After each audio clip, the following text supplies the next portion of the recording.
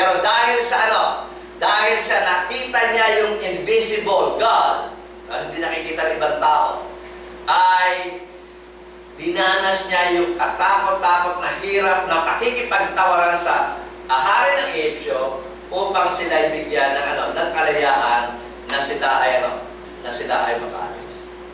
Dahil sa kanyang pananampalataya, nawala yung kanyang takot sa haring ito na posibleng patayin siya. Okay? So,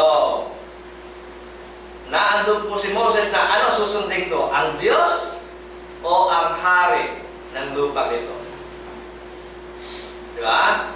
Pero mas pinili niya ang Diyos na sabi sa kanya, palayain mo ang mga Hebreo at hindi siya natakot doon sa hari. So kung magkakaroon tayo ng ganitong pananampalataya, tulad ang kanyang sinusulatan po, di ba? Kapag ikaw ay laban kay Caesar, papatayin ka, di ba? Di ba? Yung mga sinusulatan, kapag ikaw ay laban kay Caesar, papatayin ka. Pero kung meron kang tulad ng pananampalataya ni Moses, hindi ka matatakot kung patayin ka man ni Caesar. Dahil alam mo na ang Diyos ay sumasayo. At kung patayin ka man, magkakaroon ka ng panibagong pamumuhay. So ito yung inspirasyon sa kanila kung bakit sinasabi yung pananampalataya ni Moses. Okay, so sumunod na talata, makikita natin ang sabi, through faith. So kung makita tuloy ng pananampalataya, he kept the Passover and the sprinkling of blood, lest he that destroy the firstborn should touch them.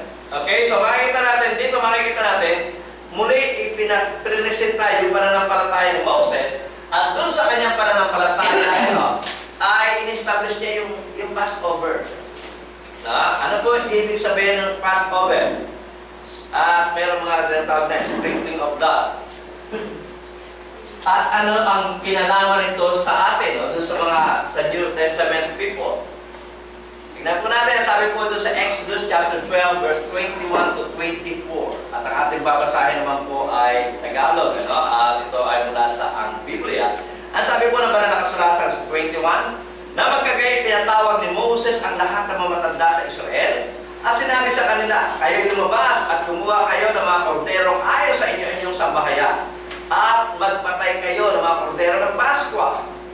Yan po, yung kordero ng Paskwa, yung Passover lamb. Yun po yung inutos ni Moses, at ganito po ang kanyang pinagawa sa mga Hebreo. Kasi ito'y panahon na sinabi ng Diyos kay Moses na padadala niya yung anghel na papatay sa lahat ng mga panganay doon sa lupain ng Ehipsyo. Ang sabi ng Diyos, lahat ng panganay. Ibig sabihin, kasama na rin yung mga panganay ng mga Hebreo. Wala pong sisinuhin yung anghel na kanyang utusan. Lahat po yun papatayin. Pero para ang mga Hebreo ay hindi maapektuhan ng utos na ito ng Diyos, na ang kanilang mga panganay hindi mapatay, yung in-establish ni Moses, yung tinatawag na Passover. Okay? Paliwanag natin mamaya yan.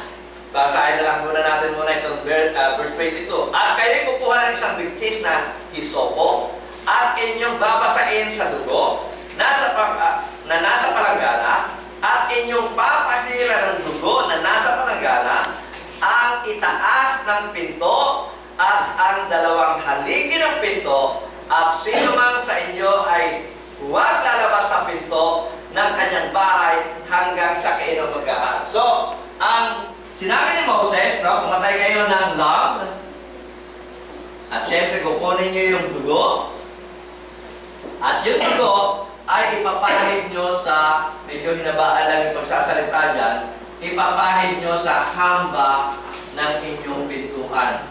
Hindi binanggit yung hamba, pero yung sinasabi niya yung aligi at yung itaas. Yun po yung kabuuan ng hamba. Yun po yung hamba. Okay? So, yung buong hamba na yan ay lalagay ng dugo. Lalagyan po siya ng dugo rito, lalagyan po siya ng dugo rito, lalagyan po siya ng dugo rito, mula doon sa kordero na kanilang pinatay.